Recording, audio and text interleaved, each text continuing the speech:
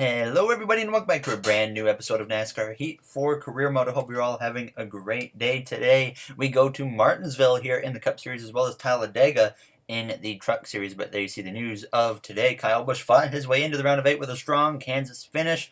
Denny Hamlin continues to dominate the scene this season as he has just continued to win and win and win. Brad Keselowski was eliminated after a subpar season in the last episode, as well as Martin Truex Jr. was eliminated last episode after he struggled this season without a single win this season so far for the JGR driver.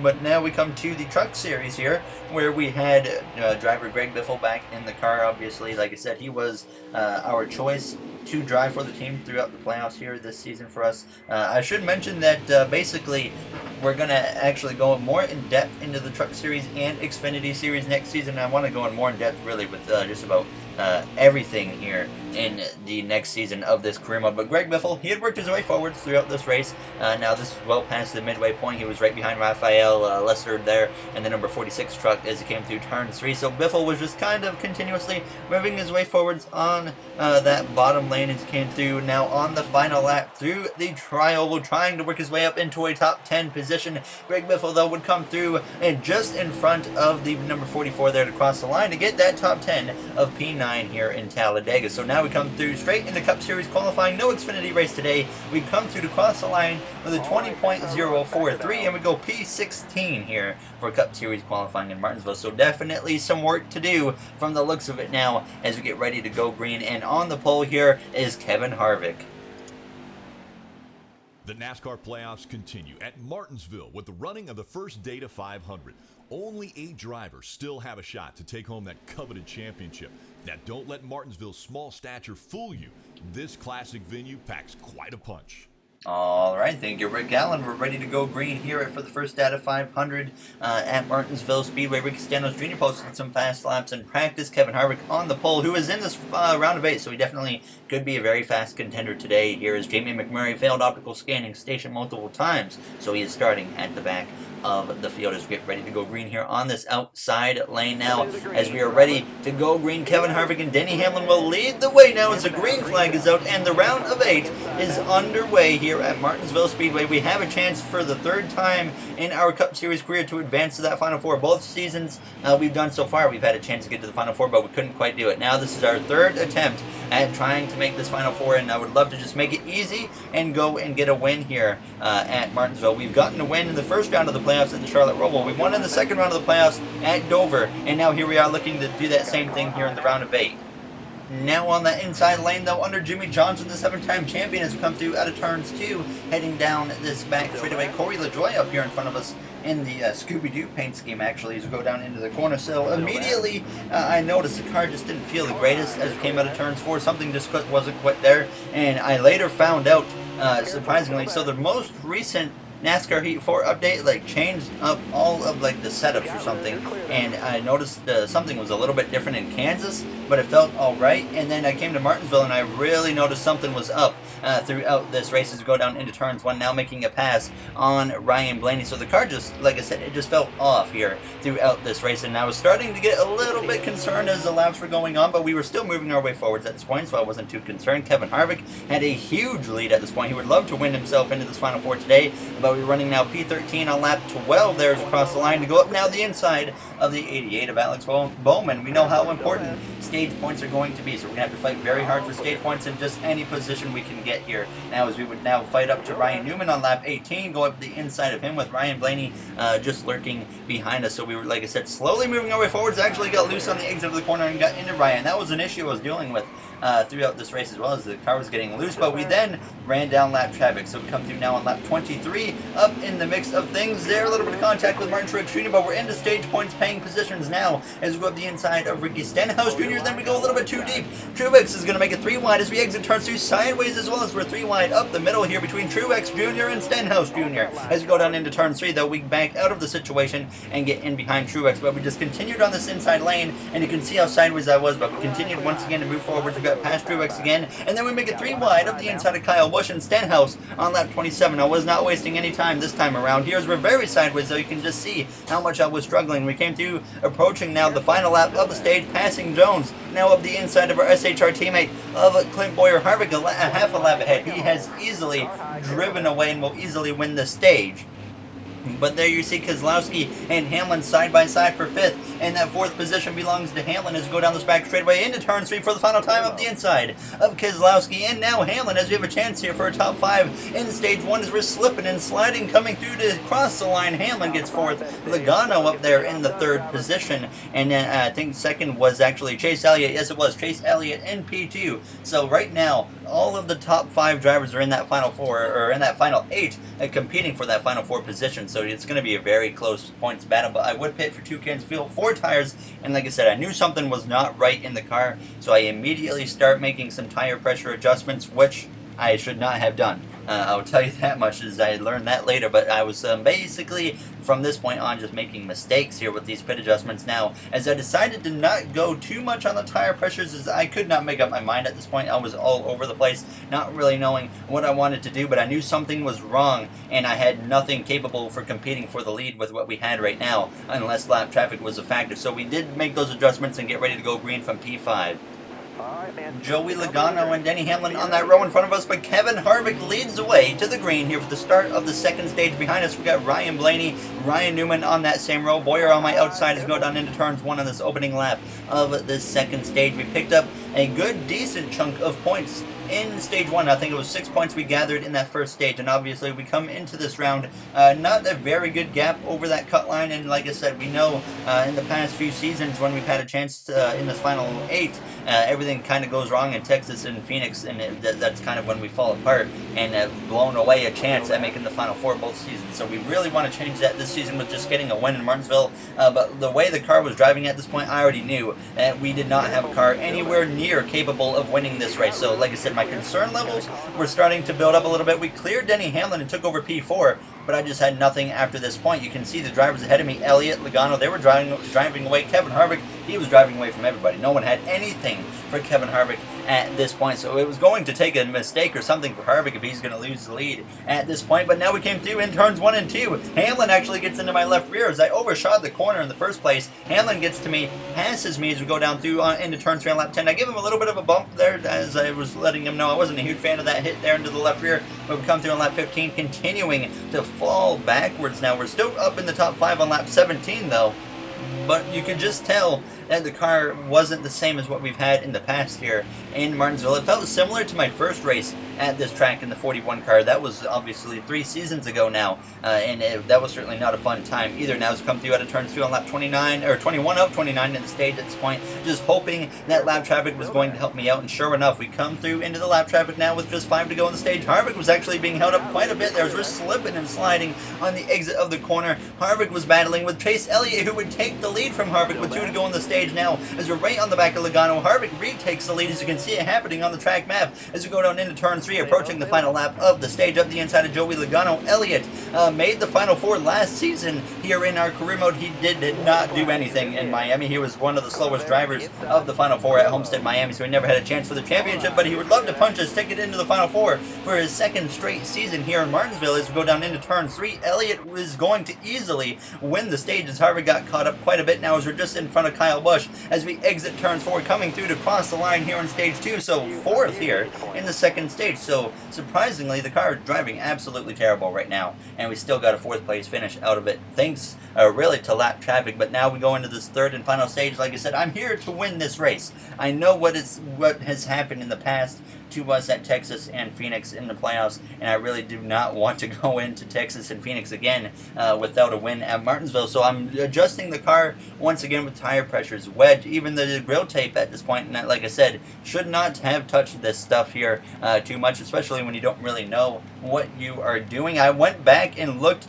at past videos, and I realized that my tire pressures did not need to be changed at all, so I was very disappointed to see that. So right here, I'm just making mistakes at this point, and we come through though out of the pit lane, gaining 2 positions here up to 2nd place beside Chase Elliott. So now we are going to go into this third stage, not really knowing how this car is going to drive, because we made pretty significant adjustments to the car. Now as the third and final stage is underway, 58 laps to go here at the paperclip in Martinsville. Chase Elliott in first, Denny Hamlin in second. The last time we saw that, that was I think 2017 when the 11 turned the 9 around, or the 24 at the time it was. Now it's come through turn 3 and turns 4, already down to P3, and you can just see how much this car is struggling. We come through the corners, the two drivers in front of us are gone already as we go down into turns 1. They are driving away. Denny Hamlin has had an incredible playoff so far. He's had a great regular season, and he looks to continue his awesome season here today in Martinsville with a potential victory over Chase Elliott if he can put the pressure on him as we come through towards the end of lap 69. Nice.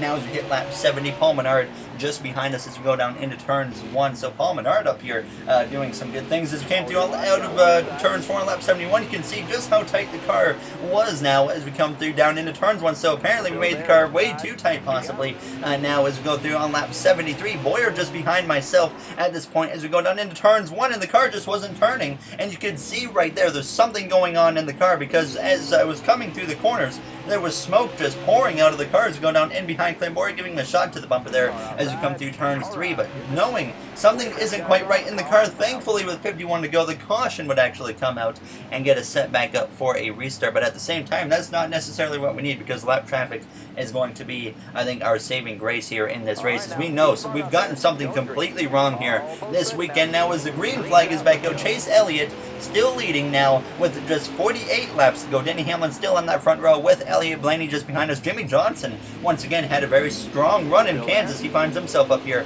inside the top 10 as there's a little bit of contact with our teammate of Clint Boyer as we go down into turns 3, trying to clear him through the center of the corner, but not quite the speed we need on the exit. But we might be able to chop his nose there as we do actually get him as we came through to cross the line. So now running P4 once again, Hamlin had dropped down to P3, but out of turns 4 on lap 81, the car just refused to turn, and I just went straight into the wall there as we went down into turns 1. And you can see in the rear view mirror at times through the corners, the smoke just kind of pours out of the car, like right there now is Kyle Busch. He would get to the inside of me with no problem. The car just did not want to turn. And then as the run went on, it seemed like the car would get looser and looser to the point where you could barely hang on to it. We've come through now on lap 89. The car was starting to loosen up on the exit of the corner, and my confidence was actually building up again. I was thinking maybe we will have the speed to hang on to a top 10 position.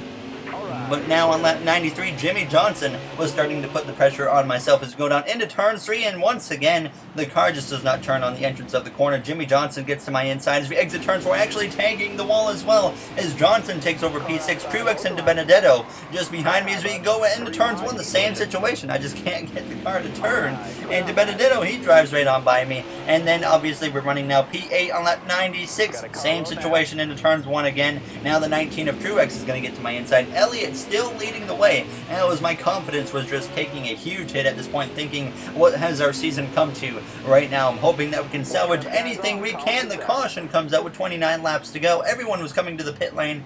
I decided to go back to past race footage at Martinsville and made a decision to take 2 tires on this pit stop because, like I said, I would look through past footage. After this point on, in Martinsville videos where I've gotten a caution, the AI have never taken 4 tires from what I found, so I decided 4 tires would not be the way to go. Once again, making way more tire pressure adjustments. We take 2 tires and we go to the lead. So now, once again, I know for a fact we have made yet another mistake. This time, that was a legitimate strategy error on my part. Now, as we go down into turns 1 with 25 laps to go, we do have a bit of an advantage, and that is that we just got the lead, and we might be able to hold the AI off enough to where we can maybe hang on to a top 10 position. As we go down into turns 3, Elliott on my outside now, as we might have just kind of costed Elliott a chance at victory if Hamlin is able to get past me first. As we clear Elliott, though, down the front straightaway into turns 1, and all of a sudden I was like, oh, look at this, we might actually have a chance to do something here all of a sudden with the new adjustments in the car. As we exit turns 2, Hamlin side by side with Elliott, but now on lap 103, 23 laps to go, still a little bit ahead, but we go down into turns 1, and once again the car stops turning on me. Hamlin gets to my inside as we exit turns 2, heading down this back straightaway, not wanting to give up that lead too easily there as I try to just barely get in front of him, but we make contact. He hangs there on my left rear and gets clear as we exit turns 4. Then you can see the after result on the exit of the corner. That allows Blaney, Elliott all to come through on the bottom after we hit the wall, and just things going downhill so quickly. This race has been an absolute mess, especially in this third and final stage. Johnson gets past me. He takes over P4. Menard gets to my inside, hits me in the left rear, and now we come through 17 laps to go. Down to P6 there as we nearly turn the 21, and then the 17 goes full bulldoze mode into the side of me. Boyer gets to my inside as we're just falling like a rock. At this point there, as I barely get down in front of the 14 and hold on for at least a brief moment. We come to 13 laps to go now, and Boyer's right on my back bumper at this point. So just trying to hold on to a top 10 position. You see now sliding on the exit of turns 2 as we go down into turn 3 on that 113. Boyer gets on my inside from the same situation we've been dealing with this whole race. He gets into the left side of me as well, and then that allows Keselowski, Harvick, all of these guys to come through, as Harvick did not waste any time, drives right into the side of me. Then Kyle Busch gets to the inside. We're 3 wide now with him and Almirola for a moment now, as I was just about to lose it at this point on myself as we go down into turn 3. It's everything here that's gone wrong is all my fault. I was 100% aware of that. Then DiBenedetto comes through and just drives right into the left side of me, as well as we go down into turn 3 now, crossing the line with 8 to go, and wasn't very happy with him, so I hit him in the bumper, let him know I didn't like it. I knew he was going to hold on to the car, so that's why I didn't refrain from running into him. So we come to just 5 laps to go, running P12, still right around DiBenedetto, trying to take the position back, but just couldn't quite get him now. As we came through, though, approaching just 2 to go, still sliding around. Denny Hamlin at this point leading the way. He's had an incredible season.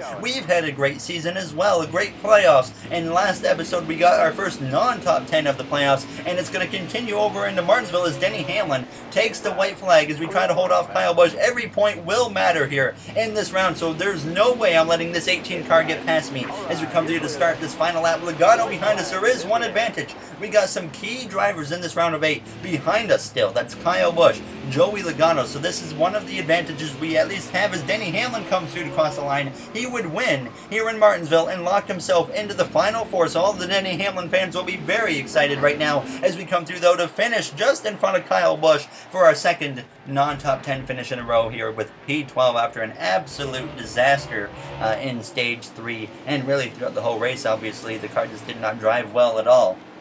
I tried adjusting it, nothing was really working, unfortunately. There, as you see the finishing order on your screen, Bubba Wallace down there in 40th after a DNF. But we come through out of Martinsville very luckily to be still above the cut line. We lost a few points. We're now only 7 points to the good. Denny Hamlin locked in, Kyle Busch 9 points to the good, and he's in second in the points, which means it's going to be a very tight battle. And I just simply said after the race, rough day, this is not what we needed, obviously.